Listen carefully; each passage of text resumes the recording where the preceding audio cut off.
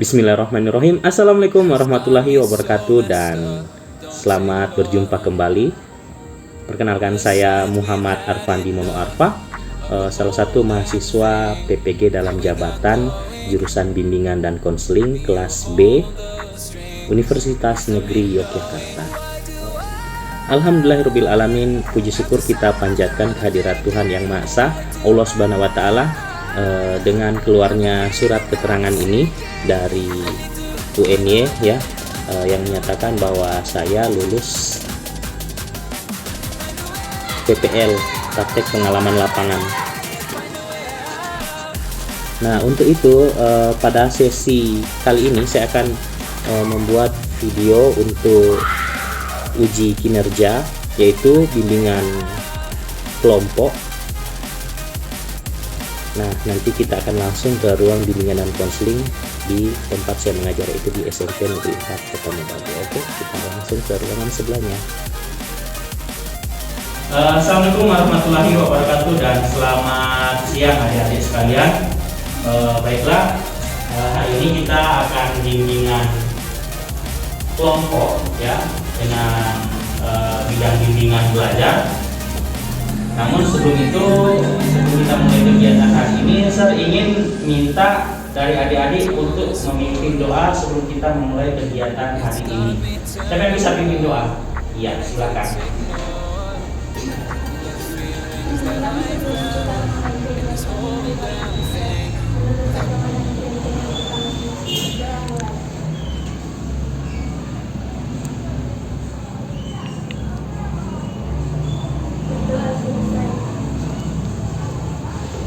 Oke, terima kasih adik. Siapa tadi? Reva, ya.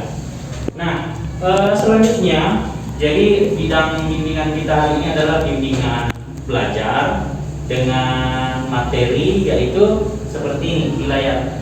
Saya minta maaf karena LCD yang saya pinjam ternyata rusak, jadi terpaksa saya menggunakan laptop. Ya. Nah, materi layanan kita hari ini adalah seperti apa gaya belajarmu.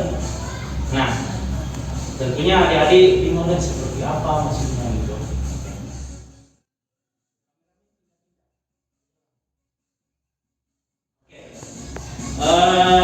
Jadi seperti apa gaya belajarmu? Sebelumnya adik-adik sudah tahu tidak apa itu gaya belajar? Belum tahu? Belum. Apa itu gaya belajar? Belum tahu ya, karena baru kelas 7, baru selesai dari SD. Sekarang masuk di SMP. Oke. Nah, gaya belajar. Jadi gaya belajar adalah sesuatu yang menggambarkan seperti apa kemampuan kita untuk belajar. Nah, kemudian gaya belajar menurut para ahli itu, gaya belajar itu bisa teridentifikasi seperti gaya belajar auditori, gaya belajar visual, kemudian ada gaya belajar kinestetik, ada gaya belajar analitik dan sebagainya. Nah, selanjutnya kita lihat pada slide selanjutnya. Nah, ini dia. Oke, sebelum saya lanjut ke gaya belajar visual, sebelum saya lanjut menjelaskan, saya ada sedikit ice breaking untuk adik-adik karena saya lihat sudah agak tegang nih. So, saya juga nggak tahu-tahu menit ekspresi karena apa ya? Orang masa pandemi pakai masker toh. Saya ada ice breaking, tapi sebelum saya mulai ice breaking, orang harus berpikir positif ya. Harus berpikir positif, bisa. Nah, jadi ada teka-teki. Survei ice breaking singkat saja, gampang saja, tapi dalam bentuk teka-teki. Nah, nantinya adik-adik yang bisa menjawab teka-teki ini ada catatan khusus nanti, ada sesuatu yang kalau sampai selesai penilaian akhir akan ada saya berikan hadiah menarik. Jadi DP teka-teki itu ini positif ya, berpikir positif ya. Nah, DP teka-teki kalau ada yang bisa menjawab acukan tangan. Nah, DP teka-teki itu bulu ketemu bulu hilang berniat. Nah, apa itu bulu ketemu bulu? Positif ya, positif. Jangan berpikir yang enggak. bulu ketemu bulu hilang dunia. 5 detik saja. 5, 4, 3. Ada yang berani menjawab? 2, 1. Ada yang berani? Ya, habis lagi. Bulu ketemu bulu. Ada yang tahu? Terakhir. Tidak tahu. Bulu ketemu bulu hilang dunia. Orang yang sedang tidur. Toh? Bulu ketemu bulu hilang dunia. Ini kan tidak ketemu toh? Kalau begini dia ketemu. Jadi orang yang sedang tidur. Nah, itu bisa jadi adik-adik teka-teki kalau Pak Mama, Papa atau teman-teman kalau lucu-lucu ada cerita, Mak, Pak kita ada rezeki. Oh apa? Tapi Mama dan Papa mesti positif, jangan negatif. Apa sob? Bulu ketemu bulu hilang dunia. Kurang ajar. Padahal nggak seperti itu. Jadi makanya mesti bilang positif. Oke. Mungkin ice breaking dari Sir cuman itu supaya adik-adik fokus kembali, nggak usah terlalu tegang, ya. Jadi bimbingan itu beda dengan belajar ya. Belajar itu dia mengukur, adik-adik kamu harus tahu ini menjelaskan ini segala macam. Toh, orang bimbingan tidak seperti itu. Oke, lanjut ke gaya belajar visual. Bisa lihat ini layar laptop? Bisa. Nah, gaya belajar visual atau kemampuan belajar dengan cara melihat. Jadi adik-adik atau orang-orang yang punya kemampuan gaya belajar visual ini adalah orang-orang yang mempunyai kemampuan belajar dengan kelebihan daripada melihat. Nah, dengan cara dia melihat itu dia lebih cepat menangkap apa yang dia pelajari. Kemudian gaya belajar visual ini juga cenderung dimiliki oleh orang-orang yang memiliki kemampuan dalam bidang artistik atau art atau seni, ya. Karena berkaitan dengan visual itu semacam pemahat patung, pelukis, ya. Jadi gaya belajar visual itu biasa dimiliki oleh anak-anak, ya, atau orang-orang atau individu yang punya kemampuan apa tadi? Artistik, ya, kemampuan seni, pelukis, ya. Orang melukis itu dia orang cenderung punya kemampuan gaya belajar artistik. Nah, selanjutnya ciri-ciri gaya belajar visual, ya. Gaya belajar ciri-ciri gaya belajar visual itu pertama dia bisa mengingat lebih baik dengan cara melihat. Jadi ketika melihat satu objek, ya, entah itu tulisan ataupun gambar, dia punya kemampuan untuk mengingat lebih baik dengan cara melihat dibandingkan apa? Mendengar. Nah, kemudian memiliki hobi membaca. Orang-orang yang punya kemampuan visual itu mereka punya hobi membaca dan banyak dari mereka pakai kacamata karena terlalu banyak menggunakan indera mata, jadi mata lama-lama jadi lemah sehingga banyak mereka ada yang orang-orang pakai kacamata itu hobi belajar. Namun tidak semua seperti itu. Ada juga sebagian orang-orang yang memakai kacamata itu karena memang ada kelainan atau penyakit karena penyakit mata. Dan selanjutnya suka melihat dengan mendemonstrasikan sesuatu. Nah, sama dengan sampaikan tadi, sama dengan pelukis. Pelukis itu ketika dia melihat objek, dia langsung mendemonstrasikan lewat apa tadi? Lewat titik kuas, lewat dia bergambar. Kemudian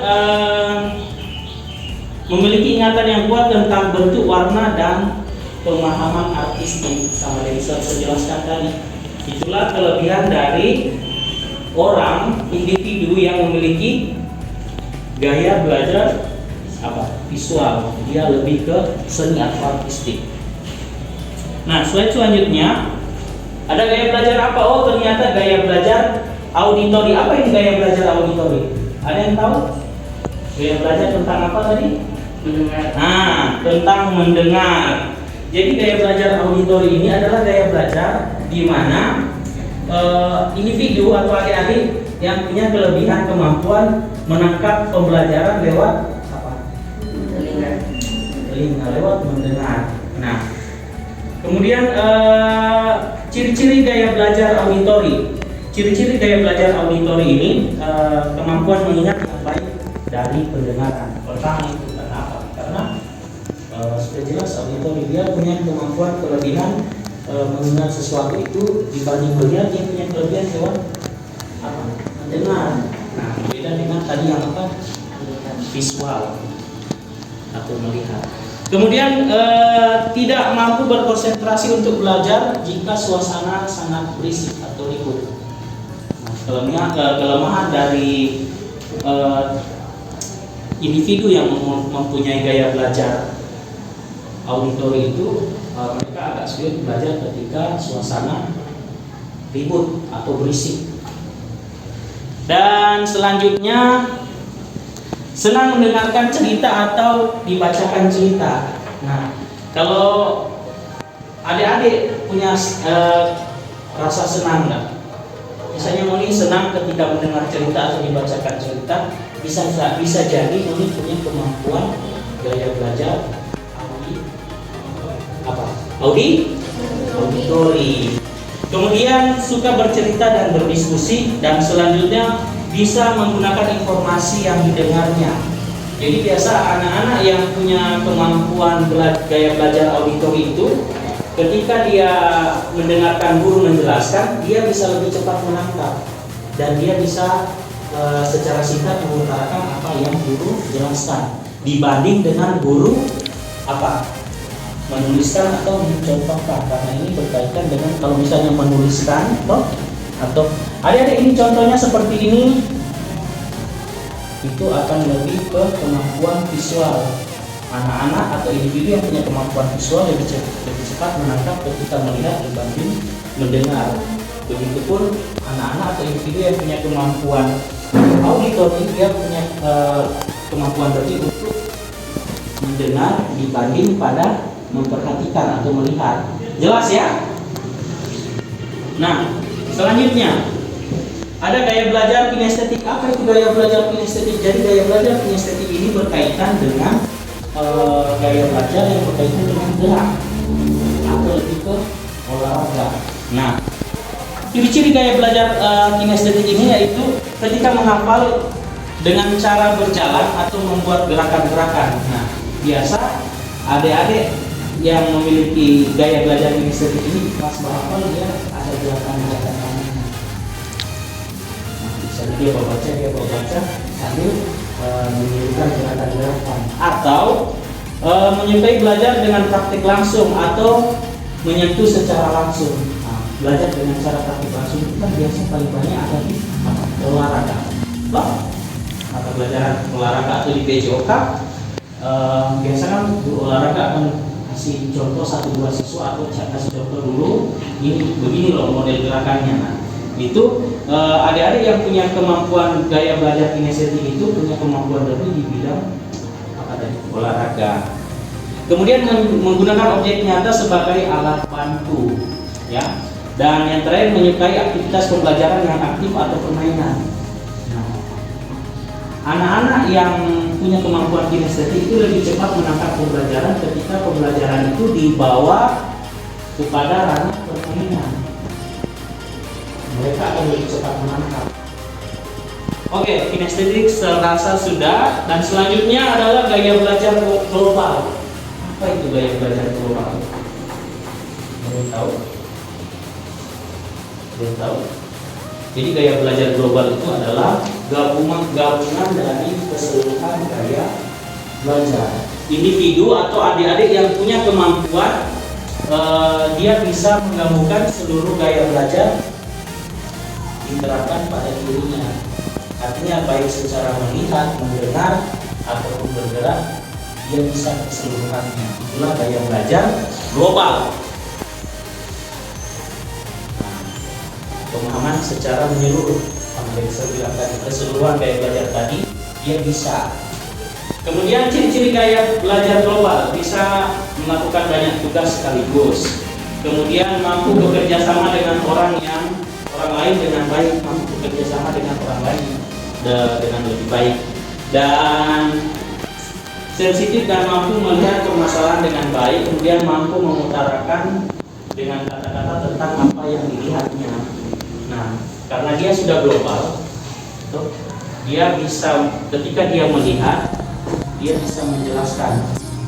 Jadi semacam dia melihat papan tulis, misalnya ada guru menjelaskan di papan tulis atau ada kalimat penjelasan guru di papan tulis dan adik-adik diminta. Ketika dia bisa menjelaskan apa yang dia lihat, itu sudah termasuk gaya belajar global, karena sudah ada gabungan melihat dan dia bersuara audio menjelaskan. Jelas? Nah, selanjutnya yang terakhir mungkin adalah gaya belajar analitik. Kalau gaya belajar analitik ini dia lebih menelaah sesuatu, mirip-mirip dengan gaya global, tapi dia lebih menelaah, dia lebih menganalisis tentang apa yang dia telah pelajari. Nah, kemudian ciri-cirinya berfokus mengerjakan satu tugas, tidak akan ke tugas berikutnya sebelum tugas yang sebelumnya selesai. Adik-adik yang punya gaya belajar analitik ini, ketika belajar dia harus memahami ini dulu sebelum dia pindah di tema yang lain. Misalnya ada pembelajaran misalnya tentang tema yang ini, dia tidak akan pindah ke tema selanjutnya sebelum dia memahami tema tersebut. Itulah tipe-tipe peserta didik yang punya gaya belajar analitik dan tidak menyukai jika ada bagian yang terlewatkan dalam satu tugas. Biasanya dia akan merasa kesal kalau misalnya dalam dia membuat tugas ada hal yang terlewati. Anak-anak atau individu yang punya gaya belajar analitik itu dia akan kecewa, aduh kita dapat lupa bikin itu di bagian itu, aduh sudah dia sangat jengkel. Dan cara belajar peserta didik analitik itu cenderung konsisten dan tetap, jadi dia seperti mendetail begitu. Oke, saya rasa demikian untuk gaya belajar. Sekian, terima kasih. Nah, sampai di sini bagaimana? Apa yang adik-adik rasakan terkait bimbingan hari ini? Ada yang bisa menjelaskan apa yang adik-adik dapatkan dari bimbingan hari ini? Apa? Mendapatkan banyak ilmu. Mendapatkan banyak ilmu. Siapa? Nama? Edo. Yang lain mendapatkan apa? Ayo. Mendapatkan apa? Mendapatkan pemahaman tentang gaya belajar. Nah, sermaklumi ya karena kelas 7. Sermaklumi karena kelas 7, jadi memang agak bagaimana begitu. Oke, mungkin demikian ya untuk hari ini. Sebelum saya tutup, nanti selesai sesi, adik-adik akan mengisi LKK atau lembar kerja konseling via online, via Google Form. Nanti terfasilitasi lewat server handphone. Namun sebelum orang tutup kegiatan ini, mungkin satu orang bisa aktif doa untuk mengambil kegiatan ini. Oh ya, siapa? Edo kan? Ya, silakan Edo. Sebelum kita mengakhiri kegiatan kita pada hari ini, mari kita berdoa menurut agama keyakinan kita. Kita mulai.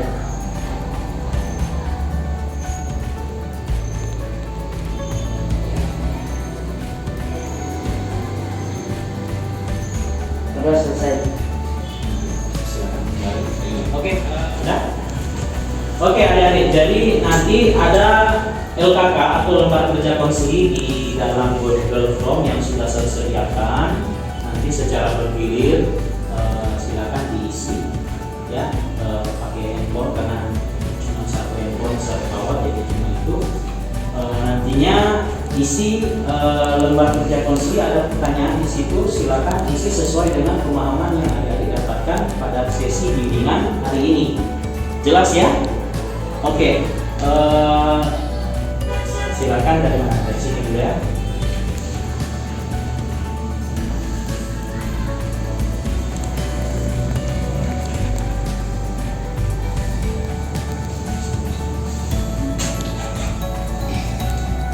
Oke, mengingat waktu rekaman mungkin serasa demikian ya.